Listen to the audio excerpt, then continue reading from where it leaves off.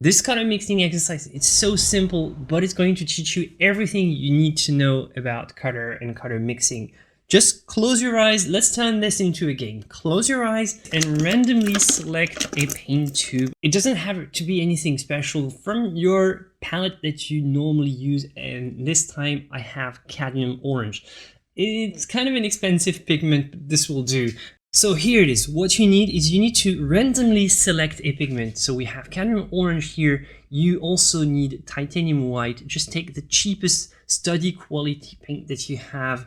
Random titanium white, it doesn't matter. The goal of this game is to now turn this orange into a neutral gray like this one. Look at this. My palette is neutral gray. If you don't have a neutral gray palette like mine, just grab a piece of gray paper, the most typical gray that's not blue, not yellow, not green, not magenta, not nothing, just gray. What you want is to transform this by mixing. You want to transform this orange into this gray by mixing only.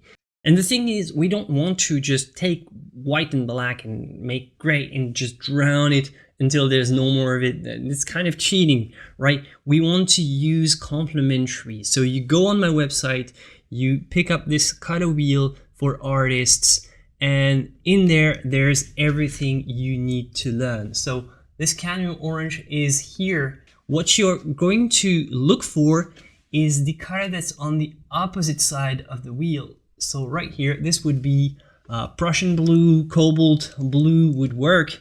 The only problem in my case, I don't have that in my regular palette selection. So this is not what I'm going to use. I'm going to try to find the closest that I have. And let's say the closest I have would be my ultramarine blue here. So that's what I'm going to be using. I'm going to take the closest pigment that I have that I use most regularly. So I'm going to find my ultramarine, and since it's a complementary, I'm going to actually place it here. And now I'm going to mix the two. So the effect of complementaries, and you see it better here, is whenever two colors are on the opposite side of the wheel, they cross through the center. And in this color mixing wheel, you can see the closer it gets to the center, the more gray it becomes. So when you mix two complementaries, theoretically, it should give us a gray. We'll see if it's true or not. This is where it gets tricky. Oh, we're pretty unlucky here, as you can see, because this mix here in particular doesn't give us a gray, because sometimes with pigments, something unexpected happens. So instead of having a straight line, we have a line that slightly curves like that and gives us a dull green. This is what we have in this case, but don't worry, don't worry. We do the same thing as we did before. So before we were looking for a complementary for our orange, but we got way closer to the neutral gray, which is our target here in the middle. We were here before, and now we are here. So we're getting closer. We still need to pull this green somewhere in this direction. So we're going to look now for the complementary of this green right there. And something in the magenta range should work. On my palette, the closest that I have to magenta is my quinacridone rose. So that's what I'm going to use. I'm going to use my quinacridone. I'm going to place it here. And see, now I have some sort of a triangle. And with this triangle, what I'm going to try to do is I'm going to try to make it as neutral, as dull as I can. Right here, I see that it's the magenta is kind of dominating a bit. So what I'm going to do is I'm going to add some white just to see. It reveals the underlying tones, and you can see that right now the magenta is the one dominating. And the goal of this game is to not pick more than 3 pigments. So you have 1, 2, 3 and the white, and it should be enough. So I have too much of this one, which means that I can add another extra amount of my kind of greenish mixture to balance it. And now I see that now this is more, now I need to really mix it thoroughly, but the way I see it is the orange that now dominates. So I'm gonna add more of my blue. Blue is kind of weaker. Now the blue sort of dominates, however, it's getting darker. So what I'm gonna do is I'm gonna grab a bit of my white and lighten the whole mixture. And it should make something approaching the gray. Look at this. This is kind of a treasure hunt for color. I'm approaching my gray and I'm gonna add a touch to darken, touch of the three, and the three mixtures all together, they should give you something approaching the neutral gray. Here, this dominates, so I'm gonna add a touch. So the more you mix, the less pigment you add every time. And if you're good, you should not waste too much of your pigment.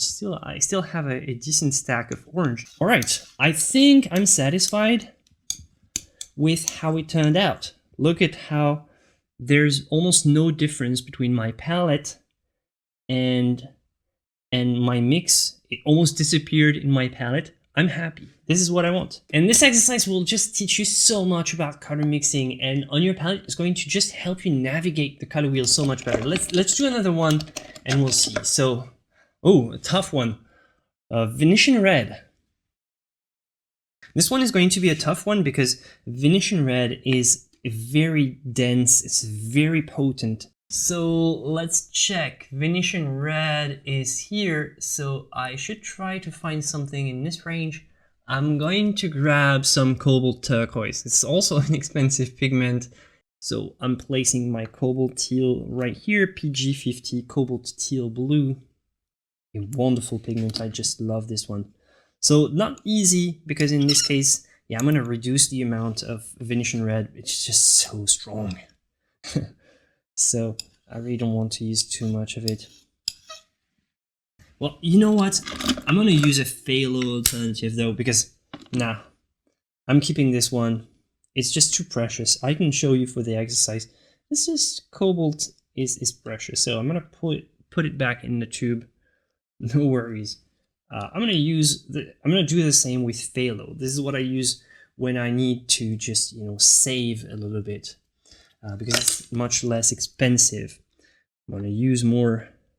Need to use more white, and also the phthalo is more potent. It has a much more tinting strength and covering power. So I'm gonna use the phthalo turquoise right here. See, it's more dominating than the Venetian red. The Venetian red would be the only one that would not shy away in front of phthalo. Phthalos are, see how it dominates in the underlying tones, even though the phthalo is one of the most potent pigments. It gives me something that looks kind of brown, which indicates that I still can add a touch of this phthalo. Now I need to lighten it. See, we have something almost perfect. It's like we picked a very good complementary, which means that we might not even need a third pigment in this case. I don't know. Yeah, it looks decent enough. So right here I have a complement that's so perfectly placed and so accurate compared to the Venetian red that I can skip the third pigment, but you might want to balance it off with, I don't know, it doesn't feel greenish, doesn't feel yellowish, feels just right. I don't know, I got it right. See, this is the effect of complementaries. They are so powerful. So now, what can you do with this? Well, obviously, if you're mixing, I don't know, skin tones, and you use Venetian red, and you find that it's way too red, for example, way too brick-like and strong, well, you just grab a little touch on your skin tones when you're mixing skin tones. For example, let's mix it. Let's say you mix a little skin tone shade here, but you feel that, well, it's too red. It's way too red to be used as skin tones. So what you can do is you add a touch of white and a small touch of this phthalo. It's going to just tone it down. It's just going to reduce the intensity. You don't have to go full gray like we did here, but you can still use it, you know, and make a more subtle color, and you can achieve a wonderful variety of grays from here to here. You can really play with the neutral shades with warm and cool, and you can achieve some amazing results with just this little trick by using the power of complementaries.